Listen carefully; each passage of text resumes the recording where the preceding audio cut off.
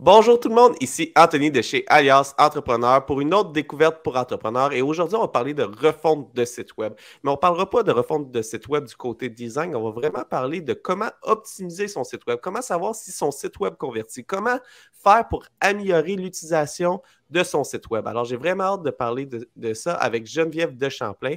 Euh, Geneviève, elle travaille pour obtenir plus de trafic et de ventes en ligne grâce à ton site web optimisé. Experte en SEO et CRO, Conversion Rate Optimization, désolé de mon anglais, co-animatrice des deux vaches à lait du web.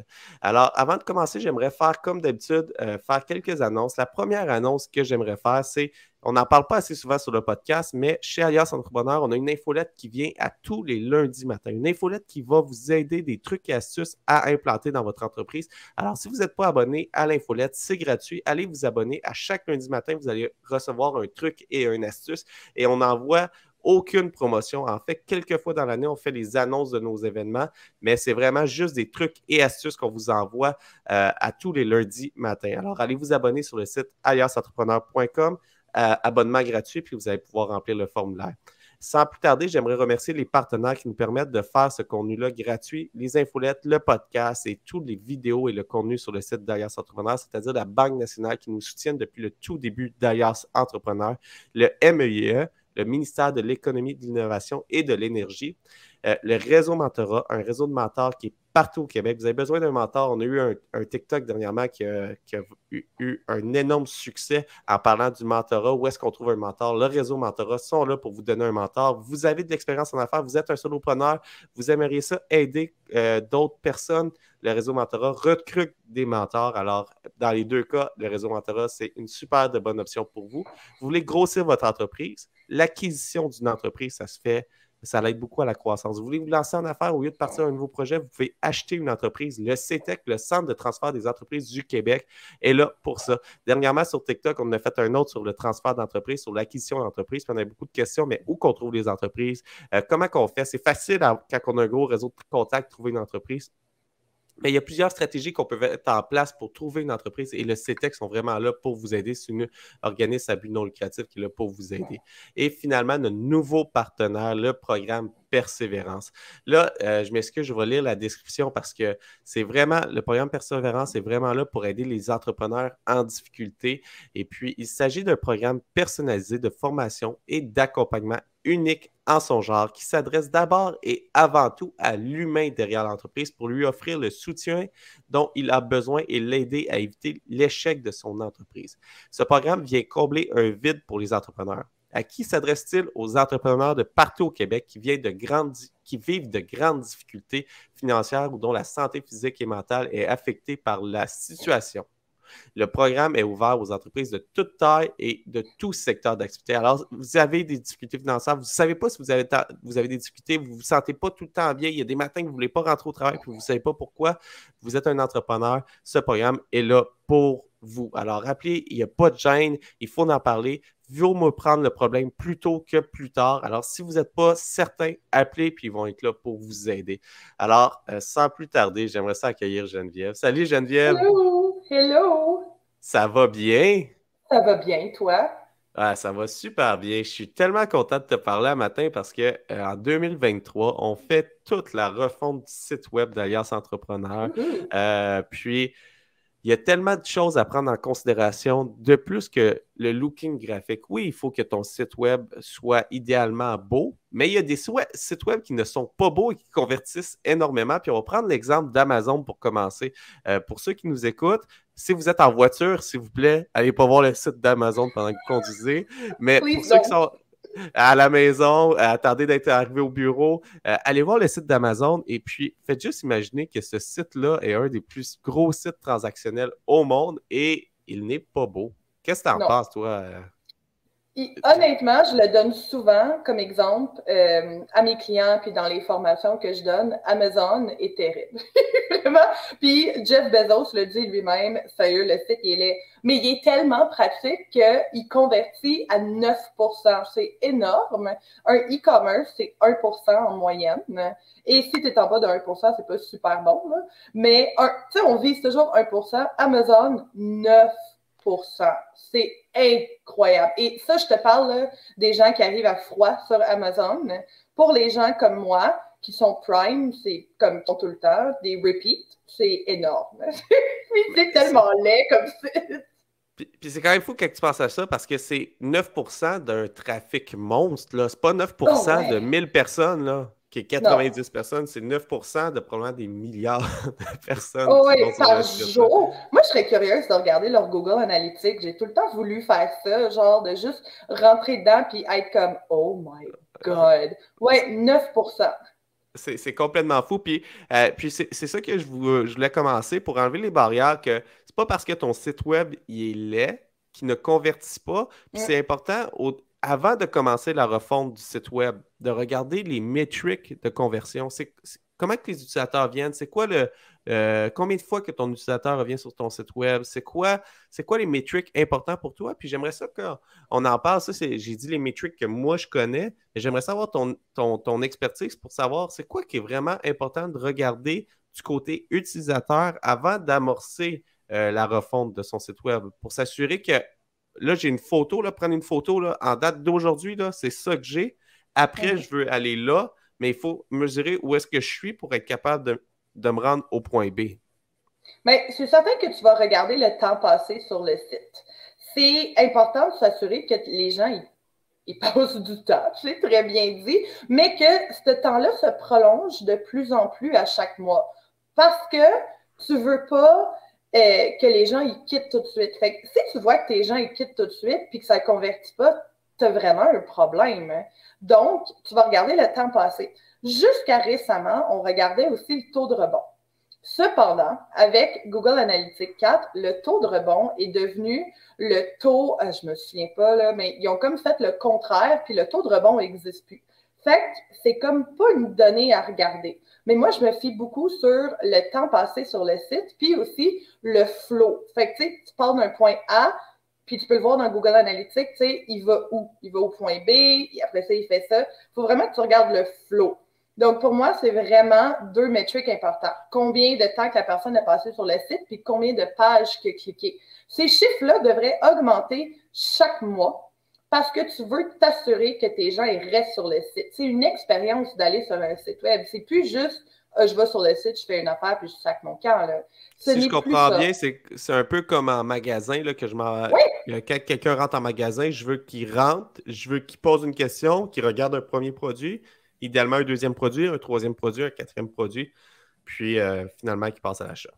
ben oui, tu veux que les gens naviguent. Puis, tu sais, dans les magasins, ce qu'ils vont faire beaucoup pour garder les gens, c'est la musique, la senteur, le service des employés. Tu as beaucoup de trucs qui vont faire que tu vas garder les gens en train de naviguer. Les petits trucs à la caisse, là, comme les tasses que tu peux acheter, là. Mais en UX, puis, tu sais, en gros, il y a plein de trucs que tu peux faire pour garder tes gens sur le site. Je le sais, des pop-ups, c'est pas ce que tout le monde aime, mais des pop-ups, c'est une façon de garder les gens intéressés, de les garder sur le site. Une navigation qui est très bien faite, ça va garder ton monde sur le site, puis on se le cachera pas, là, des textes bien écrits et des promotions intéressantes, ça va garder ton monde sur le site. Si quelqu'un arrive sur ton site, il y a 8 mots puis une photo, C'est pas des non. vidéos aussi, des vidéos Ouais, explicatives. Aller chercher le côté humain, c'est toutes des choses qu'on entend souvent parler qui vont aller aider. Mais là, c'est beau tout avoir ça. Par exemple, j'ai un super de beau texte bien écrit, j'ai un beau vidéo, j'ai un bouton passer à l'action, j'ai un pop-up. Mais après ça, il y a le graphiste peut me faire un super de beau design pour tout me mettre ça beau. Mais comment que je fais pour savoir tu sais, la fameuse souris qui passe là, sur l'écran, là, qui navigue les yeux de l'utilisateur? Y a-t-il moyen de savoir vraiment si mon, mon- ma page là, est faite d'une façon fluide que l'utilisateur va trouver ça agréable de passer, là? ouais, fait qu'il y a beaucoup d'outils en ligne qu'on appelle heatmap et recording, donc des enregistrements, pour justement voir, hey, qu'est-ce qu'ils font le monde sur mon site. Fait que, il y a Hotjar qui est payant.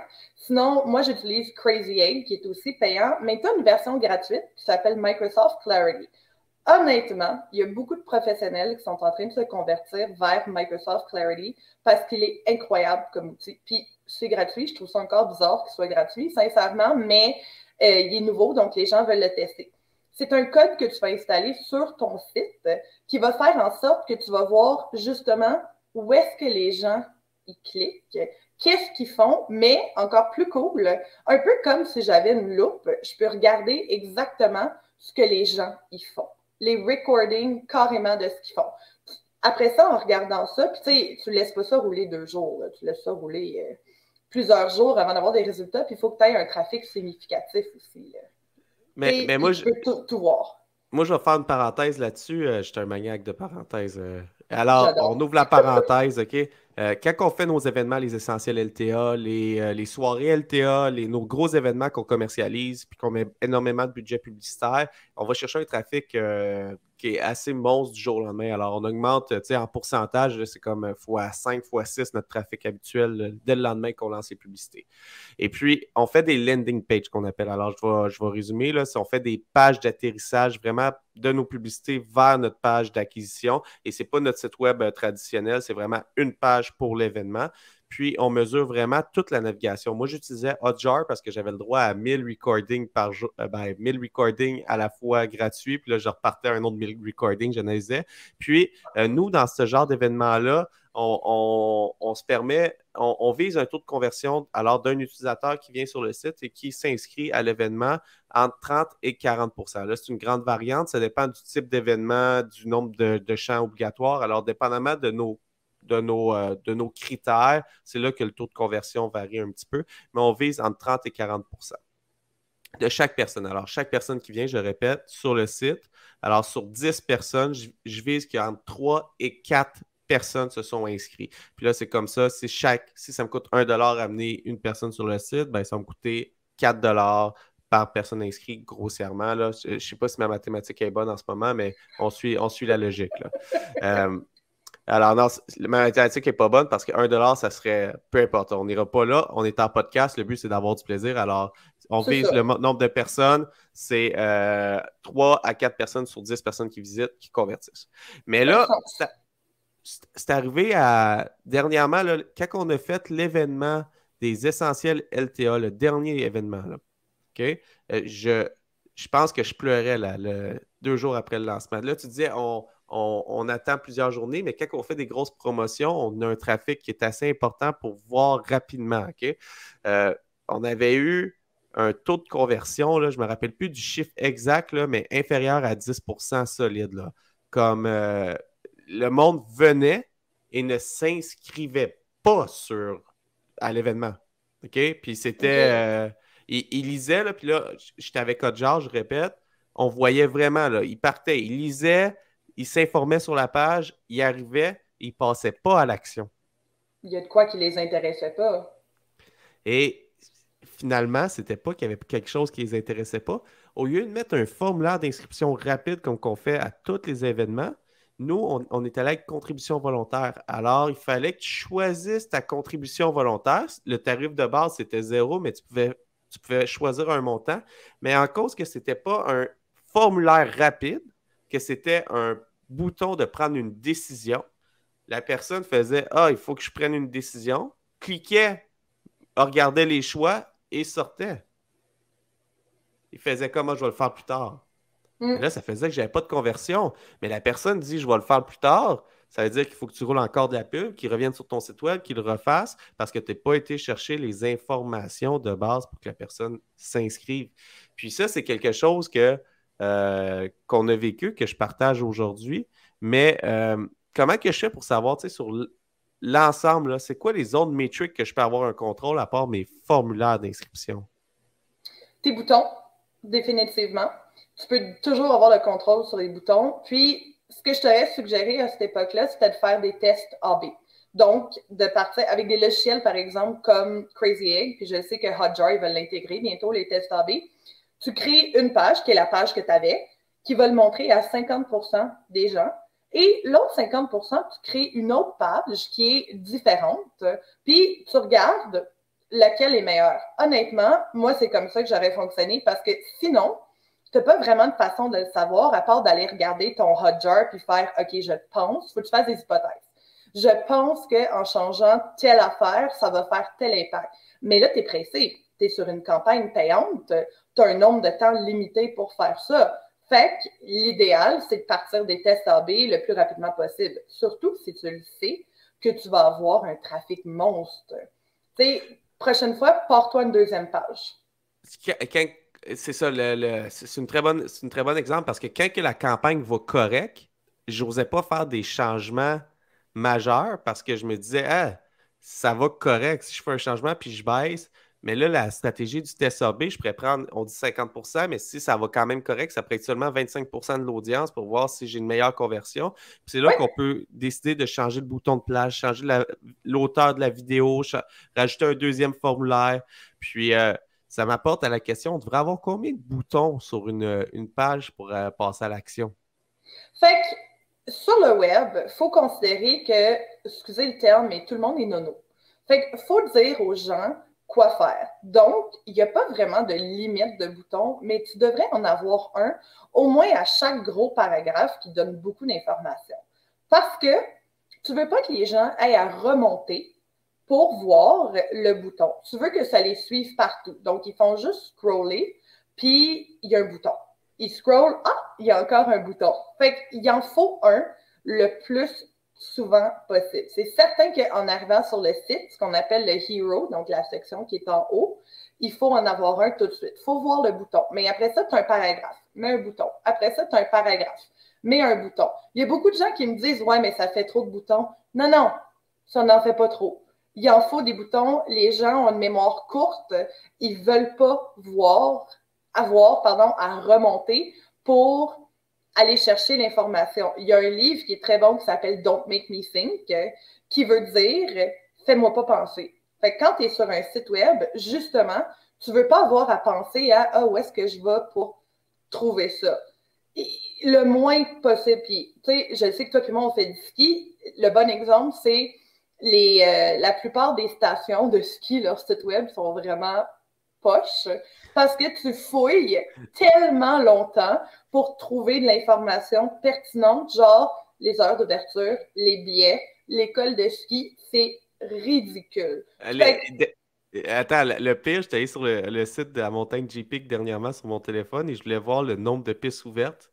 Ça m'a pris 5 minutes et j'ai abandonné parce que je trouvais pas il me disait les conditions, mais il me donnait les conditions météorologiques. Moi, c'est pas ça que je veux savoir. Je veux savoir c'est lesquelles pistes qui sont ouvertes. Je sais, j'ai fait la même chose. J'étais là, mais voyons, ça se peut pas, là. Alors, non, je comprends bien que je te laisse continuer. J'ai coupé le Ben, désir. c'est pas mal ça. Il faut pas faire penser les usagers. Puis, il y a beaucoup de fois qu'il y a des gens qui viennent me parler et sont un peu découragés parce qu'ils se sont fait un Shopify. Puis, ils disent, mais il n'y a personne qui achète. Je m'en vais sur leur site, puis en dedans de 3 minutes, j'ai trouvé à peu près 32 erreurs. Je dis, comment que les gens ne peuvent pas se rendre à ton produit? Il n'y a pas de fil d'Ariane. Ça, c'est le truc pour dire t'es où dans la navigation. Tu sais, il manque des éléments essentiels à la navigation. S'il n'y avait pas de panneaux dans la rue, puis il n'y avait pas de stop, rien, on se foncerait tout dedans. Fait que les sites web, ils ont des indications pour pas qu'on ait à penser puis que finalement on se plante. Donc, il faut indiquer le plus possible à son usager quoi faire. Puis, on dit toujours de limiter le nombre de clics avant d'arriver à la transaction finale, là. Mais c'est quoi un nombre de clics raisonnable? Disons qu'on y va sur une publicité, j'ai un produit on va y aller avec Alliance Entrepreneur. Je veux avoir des abonnés à mon infolette. OK? J'ai une publicité qui dit abonne-toi à l'infolette parce que honnêtement, l'infolette est vraiment juste malade. Tu savais, Jen, à tous les lundis, j'envoie des Oui, je la trucs et reçois. astuces bien écrits, là. J'adore. Le monde qui ne la reçoivent pas ne peuvent pas améliorer leur entreprise à leur juste Non. niveau. Ça prend cette infolette-là. Alors, moi, j'aimerais ça avoir plus de gens qui viennent sur la page. Alors, je fais une pub, des gens qui ne me connaissent pas. Ils viennent sur la page. Puis là, à partir de là, c'est combien de clics que je devrais avoir avant que la personne complète son inscription à l'infolette? Fait qu'on dit que pour un infolette, c'est de 1 à 2 clics. Un achat en ligne, c'est 3. Fait que je ne sais pas si tu utilises SEMrush, qui est un logiciel de SEO, mais SEMrush, dans le fond, ce qu'il va faire, c'est qu'il y a un bon module qui te montre combien de clics qu'il faut pour se rendre à telle page.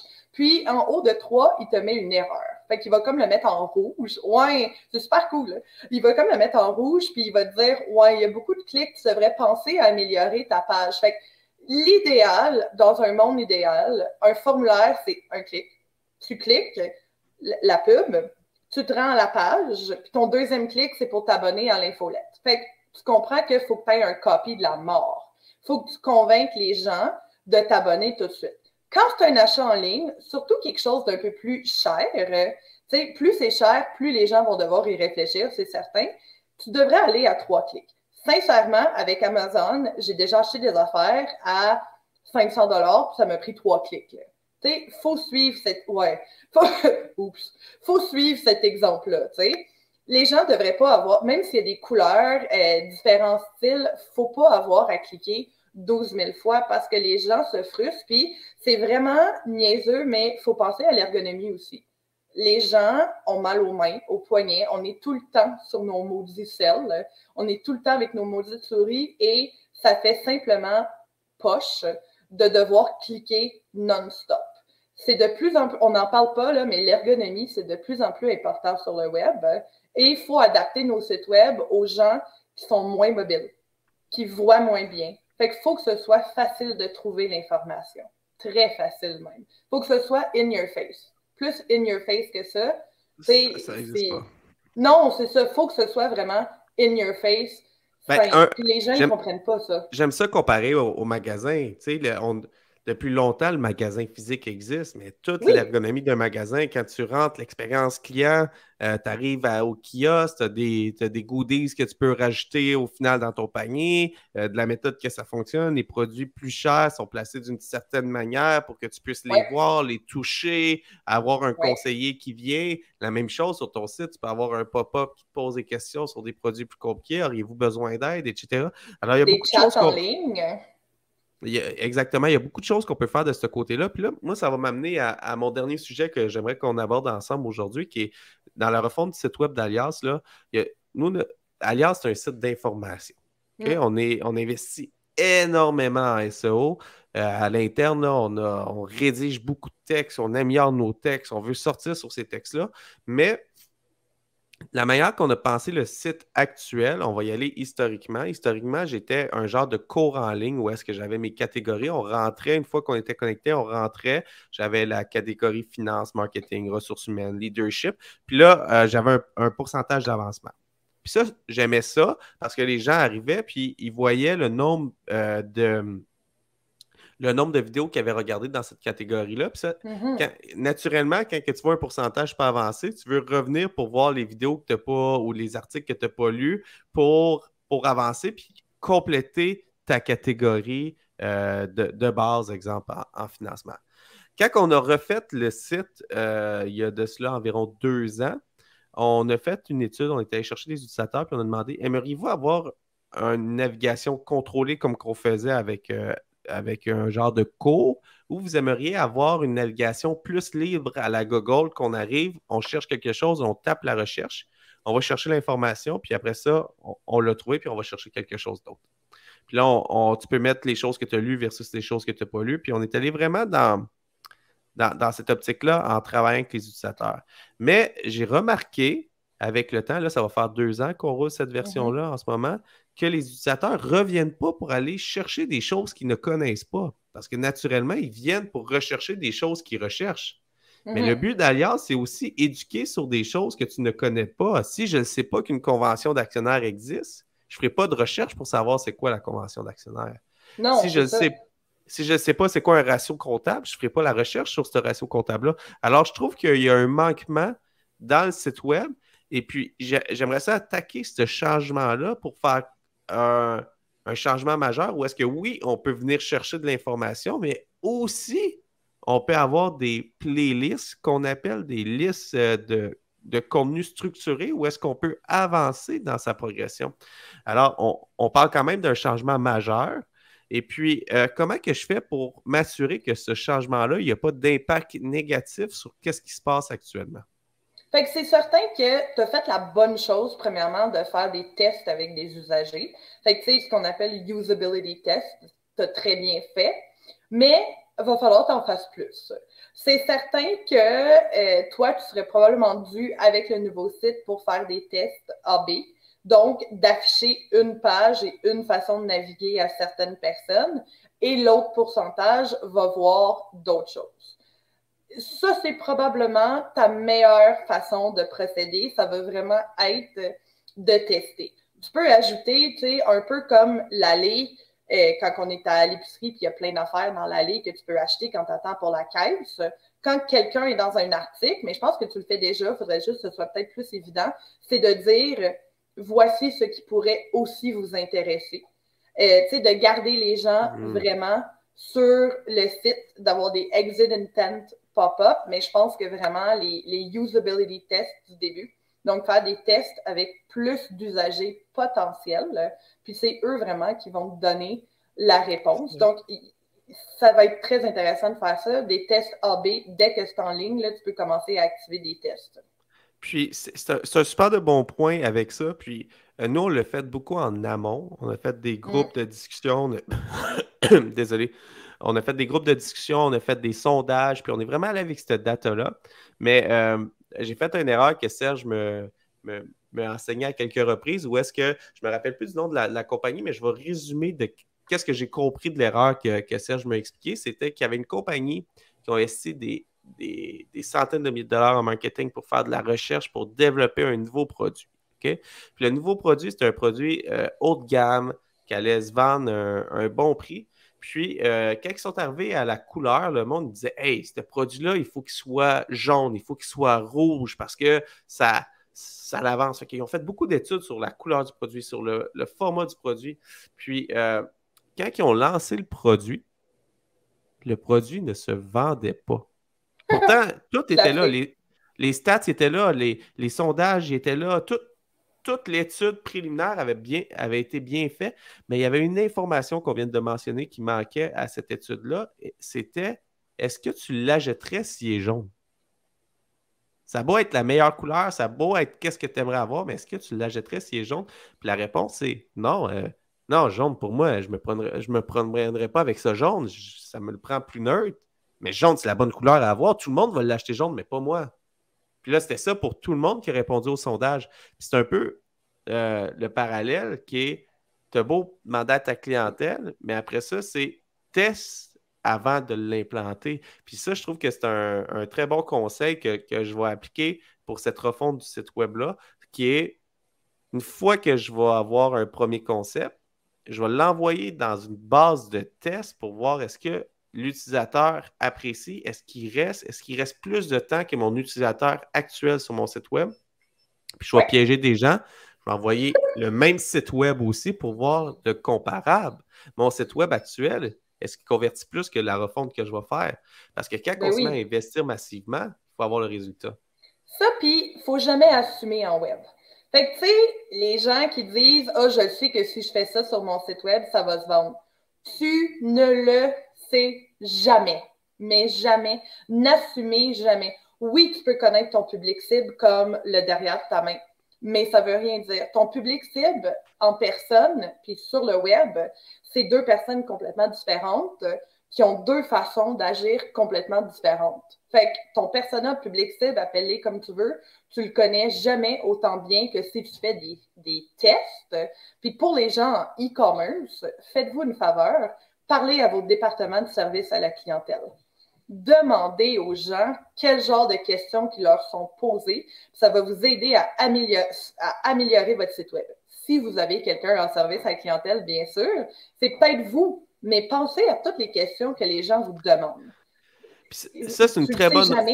Ça, c'est une très bonne remarque parce que dernièrement, j'ai lu un article qui parlait exactement de ce que tu viens de dire, qui était la majorité des transformations d'un site web dans les dernières années, dans les derniers mois/années, améliorait pas la conversion, nuisait à la conversion. Mm-hmm. Et puis, la raison est simple, c'est que les sites web transactionnels, ça fait pas des dizaines d'années que ça existe. C'est quand même relativement récent que la plupart des entreprises ont pris un virage numérique. La COVID a accéléré ça aussi. Oui. Et puis, dans les premières versions, le fondateur, les entrepreneurs étaient là sur le site. Alors, pensez à comment mon client va acheter, va regarder les métriques. Puis quand on tombe dans la refonte, souvent, quand on parle de refonte, on a fait un petit peu d'argent, le site web convertit plus, alors on engage des designers, on se laisse influencer. Puis là, le site web n'est plus pensé du côté utilisateur, mais il est pensé à ce qu'il soit beau, à ce qu'il soit le fun, à ce qu'il soit accueillant et non à ce qu'il convertisse. Puis c'est de ne pas négliger dans cette conversion-là, puis c'est le but de la discussion d'aujourd'hui, à l'utilisateur, qu'est-ce qu'il recherche, comment il veut acheter, parce qu'au final, ce n'est pas le look qui va faire qu'il va acheter les produits, c'est la confiance qu'il va avoir envers ta marque, c'est l'utilisation, est-ce qu'il trouve le bouton facilement, est-ce qu'il trouve son produit facilement, est-ce que le site est suffisamment rapide, puis ça m'apporte à, est-ce que ton site doit être absolument loadé à une vitesse hallucinante? C'est quoi une vitesse acceptable pour un site web? Bien, habituellement, on dit en bas de 3 secondes. Fait que Google va te juger avec les Core Web Vitals qu'on appelle. Puis les Core Web Vitals, c'est tout ce qui load en bas de 3 secondes. Fait que c'est pas parce que ça l'a loadé pour tes yeux que ça l'a complètement chargé pour Google. Mais je connais beaucoup de gens que leur site, ils convertissent à mort et qui ont des Core Web Vitals à 0. J'aimerais noter que mon site en ce moment a des Core Web Vitals à 0 et je convertis. Donc, puis j'avais une discussion avec Nicolas Roy après qu'on soit allé au party d'entrepreneurs. On embarquait ensemble puis on parlait de ça. Belle conversation à avoir à minuit le soir en auto, là. Ça c'est qu'est-ce que le but des soirées d'Alliance Entrepreneur, c'est de mettre justement des travailleurs autonomes ensemble, des solopreneurs, puis qu'on sort, puis on a le cerveau plein d'idées. Alors, c'est vraiment... Écoute, je suis content que tu aies eu cette discussion-là avec mon ami. Je regardais l'heure, il était comme 11h35 p.m. Puis là, je me mets à parler des Core Web Vitals. Puis là, mon Nick est là, « Ah ouais, ça sert à rien, ça. On s'en fout. » Ben, il y a comme raison. On exagère un peu là-dessus. Puis, je te donne un super de bon site web. Tu sais, moi, je fais beaucoup de vélo, puis je me retrouve souvent sur le site web de Mathieu Performance à Québec. Leur site web est vraiment mal coté côté technique, côté lenteur, mais je sais qu'ils convertissent à mort puis qu'ils font des ventes à mort. Fait que, puis leur expérience usagée est incroyable sur leur site, là, chapeau. Là. Puis en plus, c'est fait avec Lightspeed, c'est pas ce qui est le plus facile, là, mais comme chapeau, honnêtement, mais tu sais, on s'en fout. On s'en fout puis on s'en fout pas. Tu veux pas que les gens y attendent 9 secondes non plus, mais si tu es comme à 4-5 secondes puis que tes Core Web Vitals sont à 0, c'est vraiment pas la fin du monde. Tant que ton site web soit utilisable sur mobile, puis que tu sois capable de naviguer sans trop te péter la tête, puis regarder ailleurs pendant 20 minutes, puis dire « OK, ça va-tu loader? » T'es correct.